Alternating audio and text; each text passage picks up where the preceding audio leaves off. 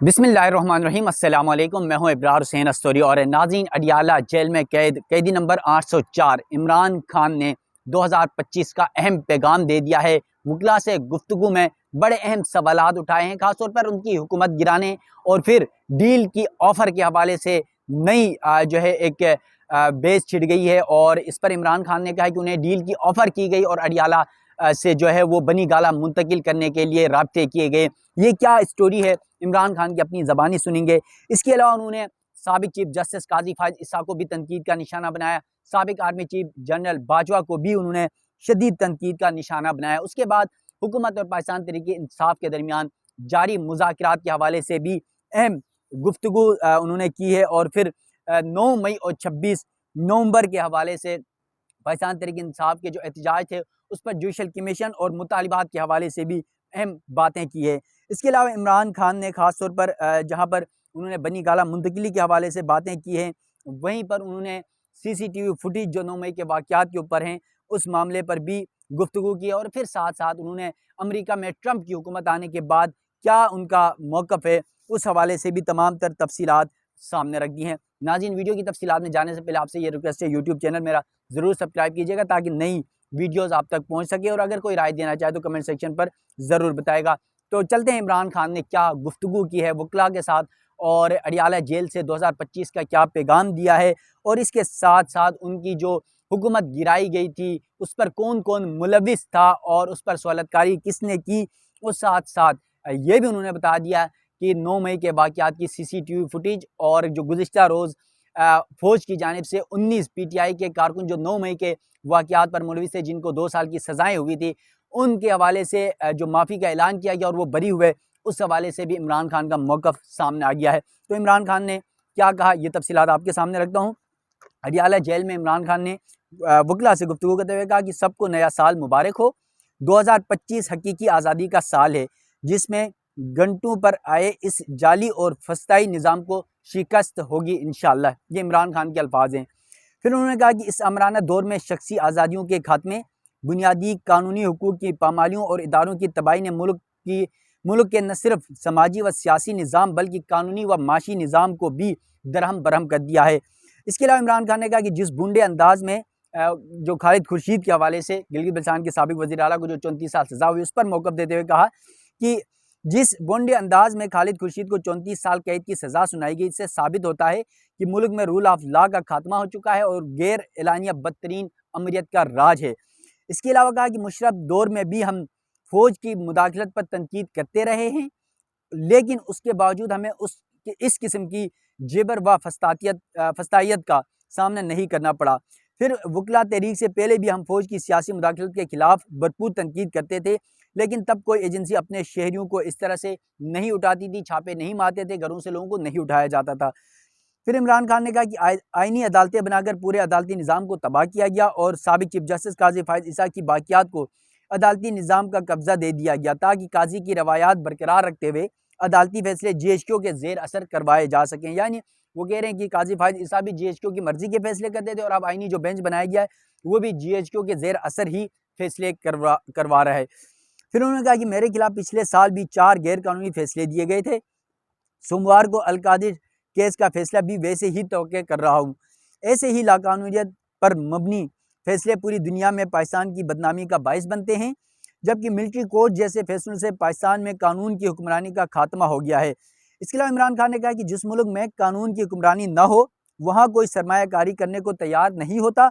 पाकिस्तान में अब भी ग्रोथ रेट सिफर है। जब माशी तरक्की ही नहीं होगी तो न हम कर्जों से निकल पाएंगे और न ही बेरोज़गारी का खात्मा होगा। ये इमरान खान के अल्फाज हैं।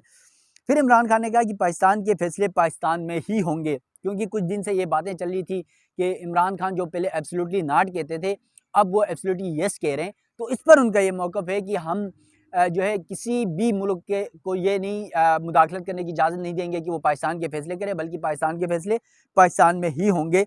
इससे मतलब मेरा मौक़िफ़ वाज़ेह है, लेकिन जब बुनियादी इंसानी हुकूक का मामला होता है तो पूरी दुनिया से आवाज़ें उठना ये फितरी अमल है। अक़वाम मुत्तहिदा जैसे इदारे इसलिए हैं कि दुनिया के तमाम ज़ी शऊर इंसान बुनियादी हुकूक की पामाली के खिलाफ आवाज़ उठाते हैं। इसके अलावा इमरान खान ने कहा कि अरस्तू ने भी यही कहा था, हर शहरी का फ़र्ज़ है इंसानी हुकूक की पामाली हो तो आवाज़ के लिए दो किस्म के लोग ही इंसानी हकूक़ की पामालियों पर आवाज़ बुलंद करते हैं, एक खुदगर्ज़ और दूसरा से जो है वो बुज़दिल हैं।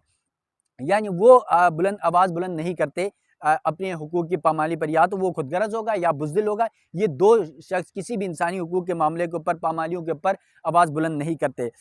फिर उन्होंने कहा कि ट्रंप से यही तवक्का है, यानी अमेरिकी सदर ट्रंप का उन्होंने हवाला दिया, कहा कि ट्रंप से यही तवक्का है कि वो न्यूट्रल रहेंगे, क्योंकि बाइडन ने जनरल बाजवा के उकसाने पर हमारी हुकूमत को अदम एतमाद के ज़रिए हटाकर वाज़ेह मुदाखलत की थी, जो सारी दुनिया जानती है। इसके अलावा इमरान खान ने कहा कि हमारी मुज़ाकराती कमेटी हुकूमत के साथ मुज़ाकरात कर रही है, हमारे मुतालिबात जायज़ हैं। इमरान खान ने कहा कि 26 नवंबर और 9 मई पर जुडिशल कमीशन का क़याम, सियासी कैदियों की राय, ये दो मुतालिबात हमारी प्रायोरिटी में है। सबसे पहले इन दो मुतालिबात से किसी सूरत हमारी जो मुज़ाकराती कमेटी है वो पीछे नहीं हटेगी, और हमारा यही मौक़िफ़ है, सबसे पहले इन दो मामलात पर जो है हुकूमत से मुज़ाकरात होंगे, और अगर इन दो पे पेशरफ़्त होती है तो फिर मुज़ाकरात के लिए आगे बढ़ सकते हैं। इसके अलावा इमरान खान ने DGISPR के हवाले से कहा कि DGISPR 9 मई पर सीरियन गलत बयानी कर रहे हैं। सीधा उसूल यही है कि जिसने CCTV फुटेज चुराई उसने ही 9 मई करवाया है। यानी इमरान खान पहले दिन से, पाकिस्तान तहरीक इंसाफ पहले दिन से ये मुतालिबा कर रही है 9 मई और 10 मई के वाक़यात के ऊपर कि जो CCTV फुटेज है, उन्होंने अदालतों में भी ये मौक़िफ़ रखा है, सुप्रीम कोर्ट में जुडिशल कमीशन की तश्कील के हवाले से मामला भी में भी यही बात रखी, और वो हर जगह जहाँ पर टॉक होती है, इमरान खान अडियाला जेल में हो या PTI की क़यादत हो, वो यही मामला रखी कि 9 मई के वाक़यात के अगर असल मुजरिमान को आपने पकड़ना है तो फिर उस दिन क्या कुछ हुआ, उसकी CCTV फुटेज, तमाम तर फौजी तनसीबात जहाँ-जहाँ हमले हुए वहाँ पर CCTV फुटेज थी, वो क्यों गायब की गई? वो CCTV फुटेज सामने लेकर आएँ, मंज़र आम पर लेकर आएँ, तो फिर सब कुछ खुल जाएगा कि उसका असल मास्टरमाइंड कौन था और ये सब किसने करवाया। फिर इमरान खान ने कहा कि मिलिट्री कोर्ट से फैसले भी इसलिए करवाए गए कि वहाँ किसी ने CCTV फुटेज मांगनी ही नहीं थी। यानी जो बात है वो यही है। फिर 26 नवंबर को सीधी गोलियां मारकर हमारे लोगों को शहीद किया गया। जब भी इन दो वाक़यात की शफाफ तहकीकात होंगी, दूध का दूध, पानी का पानी हो जाएगा। ये इमरान खान का मौक़िफ़ है। फिर इमरान खान ने कहा हमने हुकूमत को 31 जनवरी तक की डेडलाइन दी है। डील की बात है, जो पेशकश की बात हो रही थी, वो असल बात यह है कि जो आखिरी में उन्होंने की है कि मुझे बिलवास्ता तौर पर बनी गाला मुंतकिल करने की पेशकश की गई।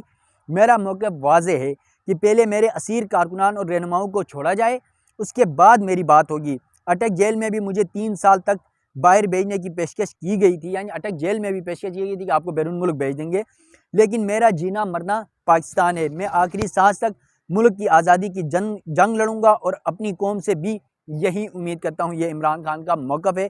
और गुज़िश्ता रोज़ भी मैंने वीडियो में आपके सामने तफसीलात रखी थी। फैसल चौधरी ने अडियाला जेल के बाहर मीडिया से गुफ्तगू में भी उन्होंने ये बात की थी कि इमरान खान को ये डील ऑफ़र हुई थी कि आपको जो है ना वो बनी गाला मुंतकिल किया जाएगा, और फिर इमरान खान ने आज ये भी कहा कि उन्हें अटक जेल में भी ये ऑफ़र की गई थी कि आपको हम बैरून मुल्क भेज देंगे 3 साल के लिए।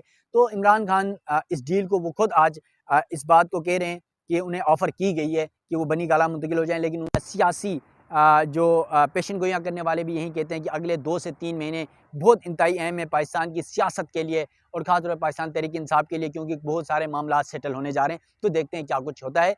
मुझे दीजिएगा इजाज़त। अल्लाह हाफ़िज़।